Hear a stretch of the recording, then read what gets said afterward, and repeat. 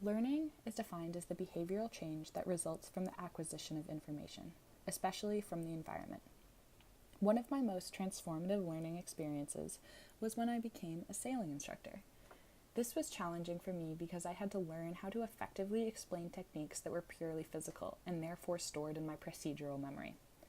I started sailing when I was just 8 years old. I'm sure that there is a cognitive portion to the learning, but at 8 years old, that aspect was lost on me.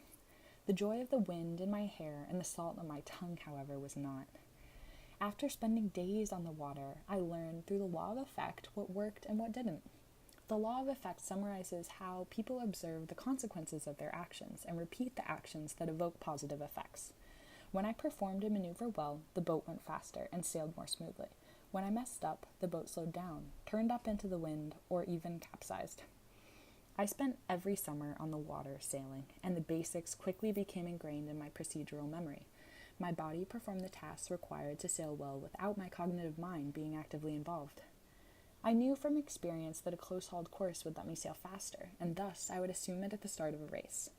My body would instinctively hike out over the windward side of the boat as I felt a gust of wind fill the sails. I loved sailing, but I never thought about the mechanisms that went into it. When I was 16, I became a sailing instructor. I was surprised at how difficult it was for me to teach something that had become so second nature. I realized these concepts had become instilled in my procedural memory, and now I was tasked with bringing them to my cognitive awareness.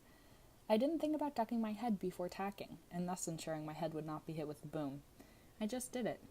I didn't think about passing the tiller and main sheet behind my back as I switched sides of the boat so as to keep my eyes on the horizon. I just did. The children, however, did not understand that, so I had to carefully observe my own actions and figure out a way to communicate them to the children. This is where the bulk of my learning took place. Through the trial and error that constitutes the law of effect, I found the best way to communicate the material. The effectiveness of the techniques I tried in the classroom were blatantly obvious on the water just 20 minutes later. This quick turnover helped me hone my teaching style and find the most effective way to communicate to the kids. At first, I tried to explain concepts in a cognitive way, because when I sat down to think about what I was doing, I connected every action to the conceptual basis of sailing.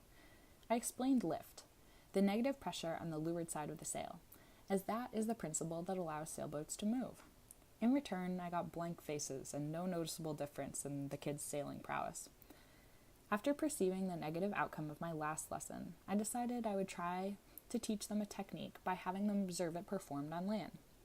This, too, unfortunately, yielded a negative outcome on the water, as the children were unable to perform the technique as they had not practiced it enough and had not established it in their procedural memory. After these outcomes, I decided to try something new. I explained a simple technique with the aid of stuffed animal props, giving it a storyline to make it relatable to the kids. Then I divided the kids into groups to practice before they got in the boats. Because land drills are known for being boring, I turned the drills into games.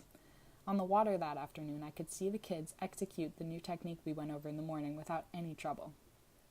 After a summer of experimentation, I learned that the kids learn best when I give them concrete steps to follow that are embedded in fun, relatable stories and supported with ample practice.